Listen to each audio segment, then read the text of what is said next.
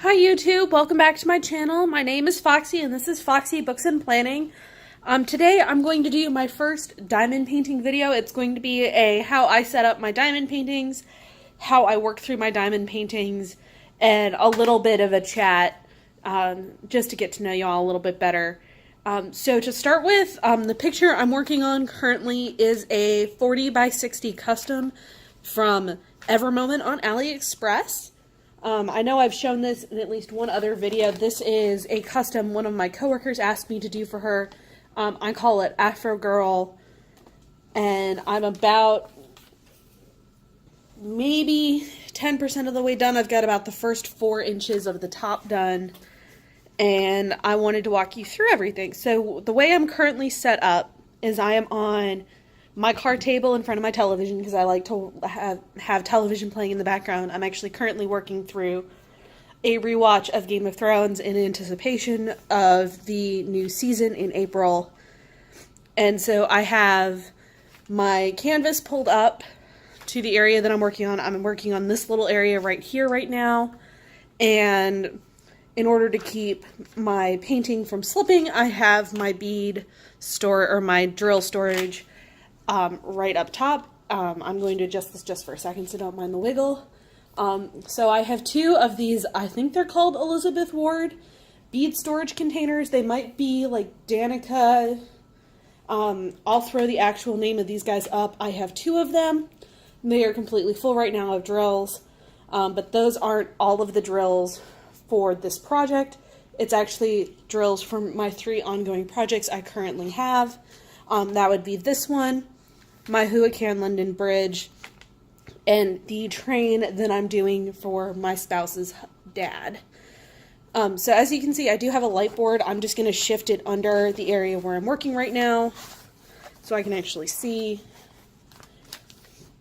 And other than that, the main things you need to know are that I use 2 boats when I'm diamond painting. I have just a regular boat to hold my drills, and then I have one of the nozzled boats where I keep my reject drills, and then I have a old pill bottle that I use as essentially the bottle of misfit drills.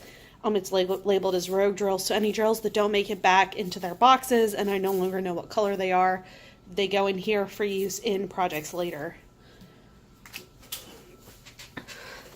So for this project, this is the first way I've actually done this particular method of diamond painting. On the other paintings I've completed, I've gone across the top of the painting long ways from left to right, and my most recent completed work I worked bottom up because it was just easier for that particular piece. But this one, because it is larger and I have 3 separate pieces of contact paper, I'm working in small 6-line sections for each of the 3, so I can cover my work up in between. Also, I am using a standard drill pen and a pair of the EverMoment Hynynen needle nose tweezers. I use both of these every single time I diamond paint. And so let us get started. So the first symbol I've got is my half moon. And so I don't actually label my diamonds or my drills with the symbols that match the DMC numbers. In my beads or my bead storage boxes, I have everything labeled by DMC number, in order by DMC number. I don't keep the symbols on because, like I said, I have 3 paintings going and all of the drills for all 3 paintings are contained in these 2 boxes. So in order to deal with that, I keep my inventory sheet at all times so I can reference my inventory or the icons. And so the crescent moon goes to DMC number 169, which is this one. I'm just going to pour a little bit out. So the way that I diamond paint is for each section I go with whatever is the first symbol in the upper left hand corner because I work left to right because I'm left-handed. And I use the drill pen if I have at least 3 sides of contact for my drill, or at least 2 sides of contact for my drill to ensure it's straight and in the correct position. If I don't have at least 2 sides of contact, I will use my tweezers to apply the drill to the canvas so I can make sure everything is straight and even. And that being said, I'm not too obsessive about everything being straight right off the bat. I know that things are going to shift a little as I put additional pieces down so I don't work completely insanely. So that's all for 169.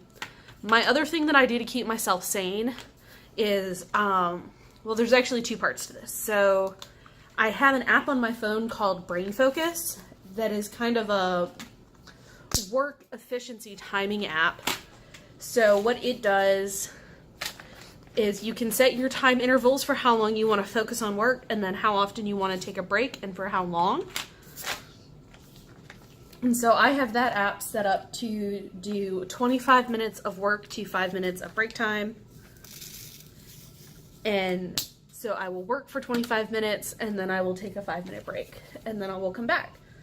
But in doing that, I often lose track of what I'm doing in terms of like what the drill in my box currently is, or in my little tray is.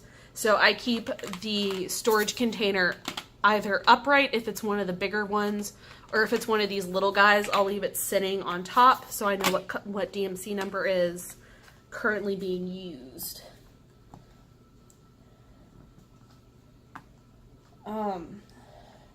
Other things, I like most other diamond painters that I have watched on YouTube and talked to, I do inventory as soon as my painting comes in, and I store the drills in a plastic bag. So all of the drills for project will be in one plastic bag, labeled with the project name. And the canvas, depending on how it comes in, so Hynynen canvases come in, at least the ones that I have, I received them as canvases wrapped around a foam core covered in cellophane. So with those, I left them in the cellophane, and because Hynynen doesn't send you an inventory sheet, I did inventory on the cellophane so that when I remove the cellophane, I know I don't have to worry about my Sharpie marks interfering with what I'm doing. And the name is written on the canvas. For the ones that don't come like that, which is basically everybody else, I have a bag labeled with the project name, and then the canvas gets hung from an old pants hanger and hung in my office closet until I'm ready to work on it. And that's worked out so well for me so far. I think if I get a couple more canvases, I might be in trouble, but I'm hoping I don't have that issue. But we'll see. And so that's how I like generally do my diamond painting. I don't go through as much wax using both the drill pen and the tweezers because I tend to use the tweezers more.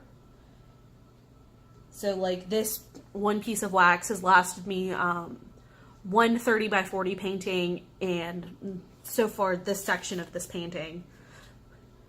So I haven't used it that much, and I'm really kind of proud of the fact I haven't used that much, even though I have an entire bag full of slabs of wax, so I could go hog wild with my wax. I just try not to, because I'm sure there will be one day where I'm working on a ginormous piece that I need like 5 million pieces of wax for. Because I know in my collection, which I'm working on a stash video to show you, I've got at least 2 really big pieces and another couple large but not ridiculously large pieces that I have on tap for the future. And I don't want to go too crazy because I'm worried that I'm going to need stuff for those big pictures. And so it's like, I literally use the same pen I got with my first diamond painting. I haven't changed out pens. I never use the 3-placer ever. I think I tried on my first painting to use the 3-placer and I just really wasn't impressed with it. I couldn't get the placement I wanted using it, so I just don't use it. which is, from my understanding, pretty much the norm. But I don't see the point of the multi-placers. I'm sure there are people out there who use them a lot and really enjoy using them, but I've honestly found better results just doing one at a time.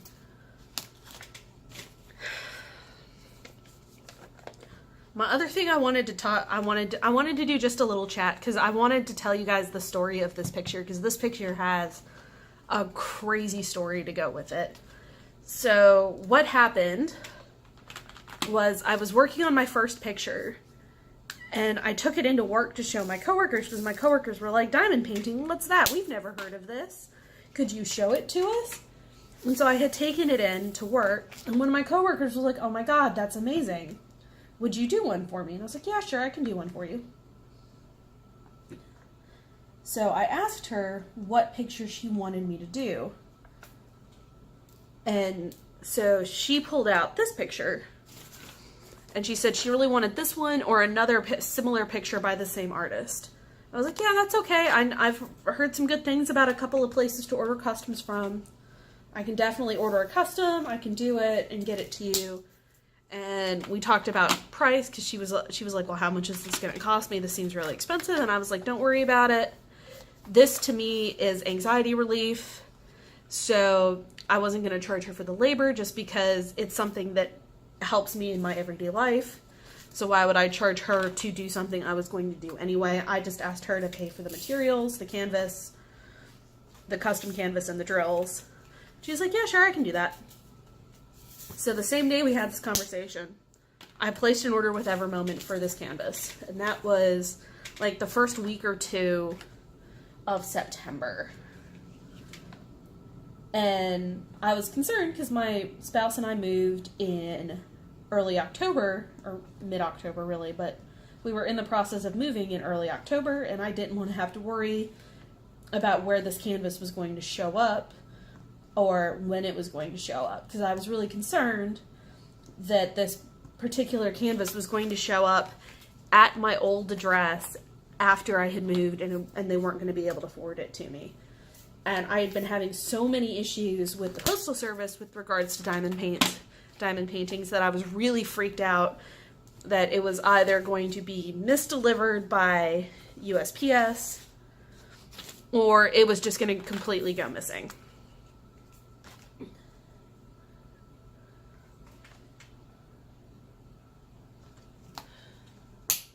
And so what happened was right around the time of the hurricane in mid-September was the time that it was supposed to be delivered. And I had been checking the shipping really obsessively because I had been waiting for it to clear customs, because it printed really fast, it shipped really fast, and got to customs like the third week of September with the goal of being delivered by the end of September. And I was like, this is great. I'll have plenty of time to work on this. It's going to be great. And so that week rolls by and I check the shipping, and the shipping still says it's going between the local USPS hub and my local post office. And I'm like, hey, that's really weird. It's been a week at this status. I didn't think it took a week to drive 10 miles across town. If it is 10 miles, it might not even be. And so I called the post office. And the post office was like, yeah, we're really sorry. We don't know where it is right now, but we can have the post office manager at your local post office check for you just to see if we can find out where it is. So I was like, yeah, sure, please, because I'm really expecting this package. I need it to show up before a certain date because I'm moving. They're like, oh yeah, that'll be no problem. We'll make sure they call you. It normally takes them 48 to 72 hours to get back to you. And I was like, yeah, sure, that's fine. Totally fine. All right, I'm going to stop for a sec because I need to count lines.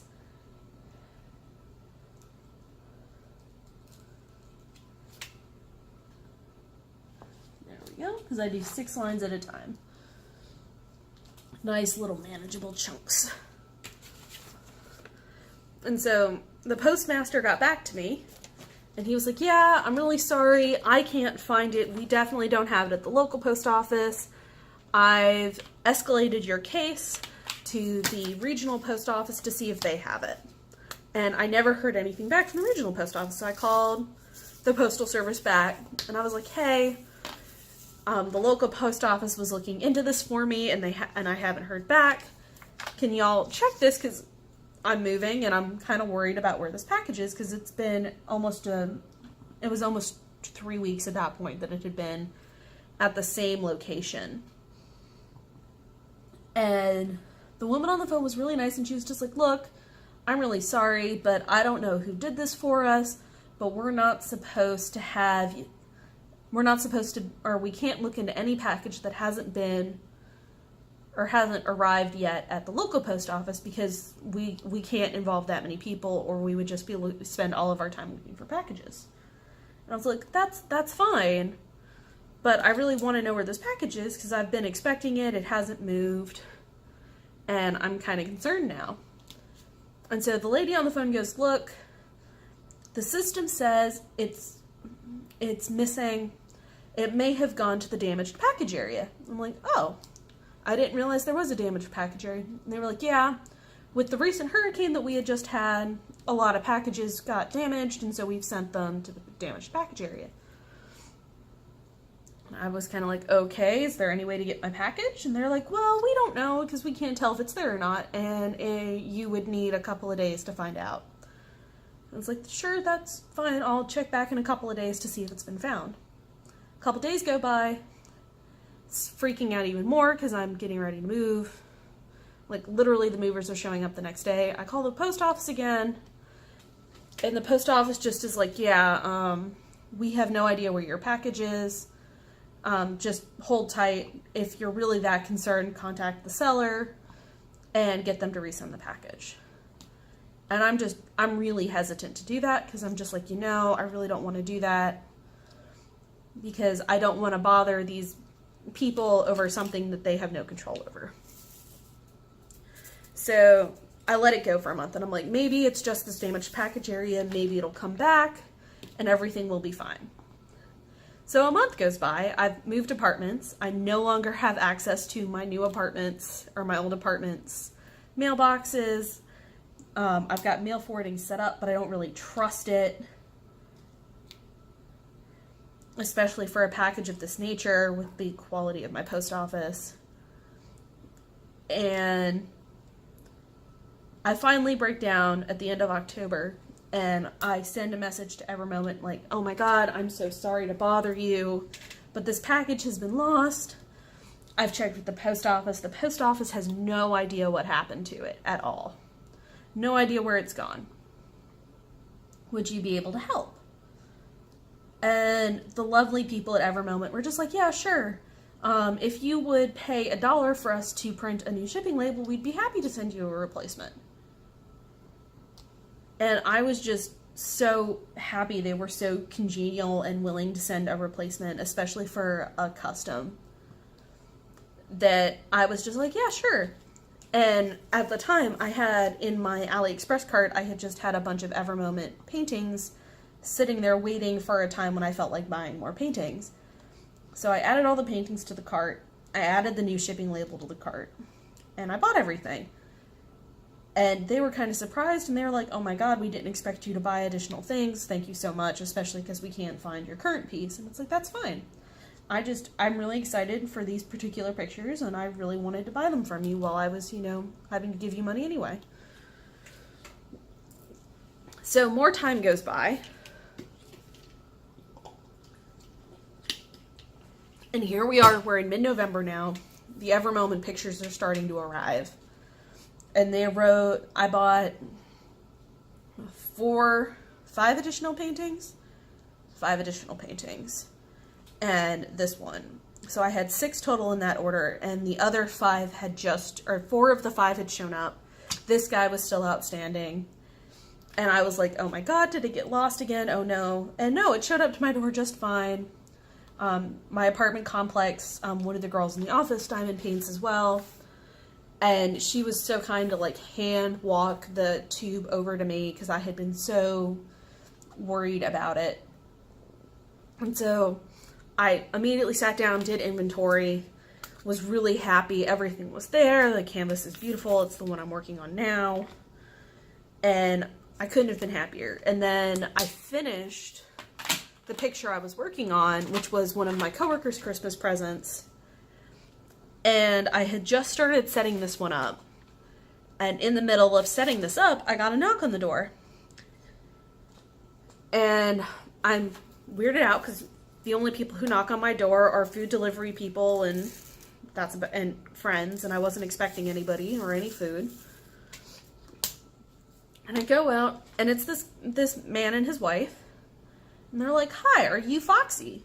I'm like, "Yeah, I'm Foxy. Why are you asking?" They're like, "Oh, well, we found this package inside our box of pillows we bought online that we just received at our house today." And I was like, "Wait a second. You found my package inside your box?" And they were like, "Yeah, it was really weird. We opened up our package and your stuff was just sitting there." And they handed it to me, and I just couldn't believe it because it was the missing picture that had been missing since September. Here it is, the middle of November, and it's arrived on my door, hand-delivered by not the post office. And I couldn't have been more thankful. I think I said thank you like 6 or 7 times. The man and his wife were just like, "Look, it's no big deal. We just wanted to make sure you got it because, you know, we want to make sure that someone would do the same for us if they found our papers or packages in their mail." And I just couldn't believe it. So now I have 2 copies of the exact same picture. And I did follow up with EverMoment, and EverMoment was just like, go ahead and keep it because there's no point in trying to mail it back to us, especially because it's been so long. Don't worry about it. So now I have 2 copies. I'm not sure what I'll do with the other copy. I might save it for a giveaway someday. I did open it up and inventory it, and then I shoved everything back in the tube it came in because I was like, I'm glad everything's here, but I've already got a copy. So I may someday do a diamond painting giveaway with that picture. It's literally the exact same thing, but it's a really, really nice picture. There's actually no black in this entire picture. But yeah, I was super excited and super like, oh my god, is this the craziest thing that's happened to me in my whole life? It's not the craziest thing, but it's close to the craziest thing.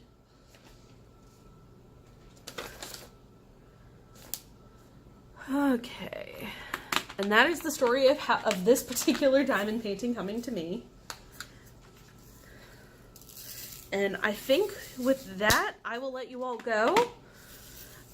Please like and subscribe. If you have any questions about diamond painting, books, planners, or just life in general, please feel free to reach out. I'm always happy to answer questions.